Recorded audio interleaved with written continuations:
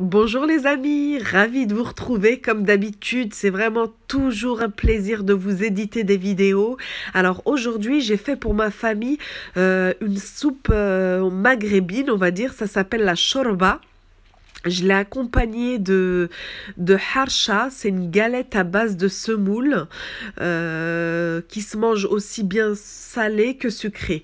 Donc je vais vous expliquer la recette de la shorba, de la soupe dans cette vidéo.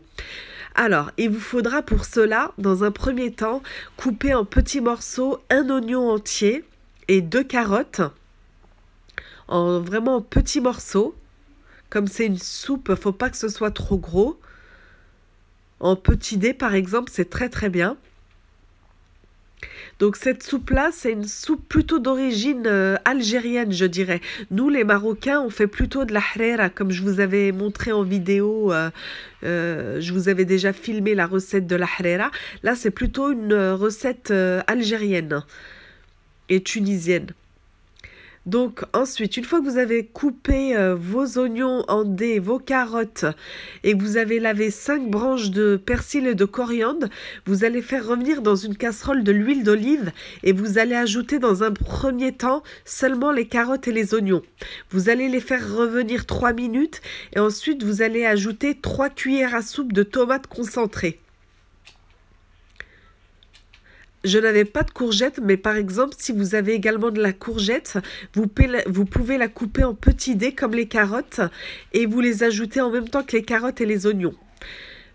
J'ai un enfant, moi, qui est pas très légumes, mais vous voyez, dans la soupe, il les mange sans aucun problème. Donc voilà, là, une fois que c'est revenu pendant 5 minutes, vous allez ajouter 5 verres d'eau, 5 mugs d'eau,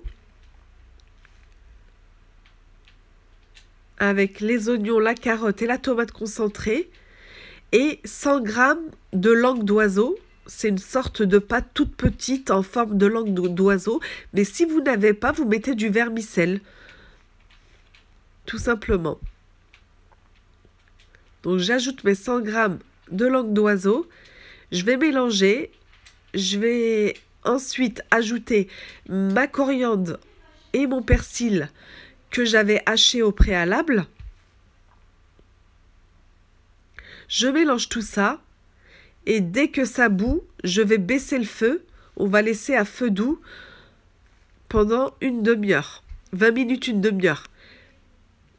Mais au préalable, bien assaisonné, hein. Du sel, du poivre. Moi, j'ajoute du piment fort, vous le savez bien. Alors, un tout petit peu, un soupçon de cannelle, une demi-cuillère à café de paprika, un quart de cuillère à café de gingembre, vraiment très peu, une demi-cuillère à café de curcuma. On mélange tout ça et comme je vous ai dit, une fois que ça bout, on baisse à feu doux et vous laissez cuire entre 20 et une demi-heure. Il faut que l'eau ait réduit un peu et que les pâtes soient cuites. Donc voilà, au bout de 25 minutes, pour moi, ça a cuit. Faut également que les carottes soient fondantes, hein. Ça aussi, ça prouve que votre soupe est prête. Voilà le résultat. Donc après, vous pouvez ajouter plein de choses, par exemple de la viande, des petits morceaux de bœuf, même des petits morceaux de filet de poisson comme du lieu noir ou du lieu jaune, du cabillaud, ce que vous voulez. Moi, mes enfants ne voulaient qu'une soupe aux légumes. Ils ne voulaient pas de viande ou de poisson dedans, donc je leur ai fait comme ça. Alors vraiment, tous les épices que j'ai mis, ainsi que la coriandre et le persil sont très importants, parce que c'est ça qui fait que votre soupe n'est pas fade, hein. Elle a beaucoup de goût, hein, cette soupe. Moi, je la fais autant en hiver qu'en été et que pendant le ramadan. Pour le ramadan, avec la harira, c'est un indispensable. Et c'est très très rapide à faire, hein. Donc par rapport à la harira, ça se fait en 20 minutes, je vous ai dit, elle est faite, hein. Voilà, là je suis en train de la servir et je vais vous montrer avec quoi je l'ai accompagnée.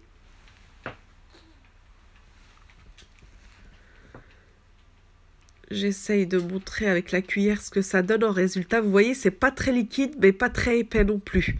Entre les deux, il faut quand même du liquide, hein. Faut pas que ce soit pâteux, hein, sinon c'est pas bon. Faut toujours qu'il y ait un peu de liquide. Franchement, si vous n'avez pas de coriandre et de persil, elle va être beaucoup plus fade, hein, cette soupe. Voilà, et à côté, vous voyez, je l'ai accompagnée d'une galette d'origine maghrébine également, hein. Ça se fait en Algérie, en Tunisie, je ne sais pas, mais au Maroc, oui. Ça s'appelle de la harsha, ou là où on dit en algérien, je crois qu'on dit kesra. Kesra. Kesra. Nous, on dit harsha. Et vous tartinez un petit peu de vache qui rit dessus, c'est top. Avec une soupe, ça passe bien. Je le fais également pendant le ramadan. Je fais toujours une galette de semoule, de harsha, avec de la soupe, ou du msemen avec de la soupe. Moi, ça, c'est des indispensables pendant le ramadan. Voilà. Donc là, la liste commence à s'allonger, hein, dans mes vidéos. Donc, pour le ramadan à venir, vous pourrez piocher avec mes soupes, mes msemen, ma harsha et mes briques. Vous pourrez piocher dedans pour faire vos recettes. Et la recette de la harsha, je l'ai filmée. Donc, je vais vous la sortir également dans la semaine. Vous l'aurez, donc vous pourrez l'accompagner avec votre soupe, vous aussi. Voilà, c'est terminé. Je vous dis à très bientôt pour une nouvelle vidéo, les amis.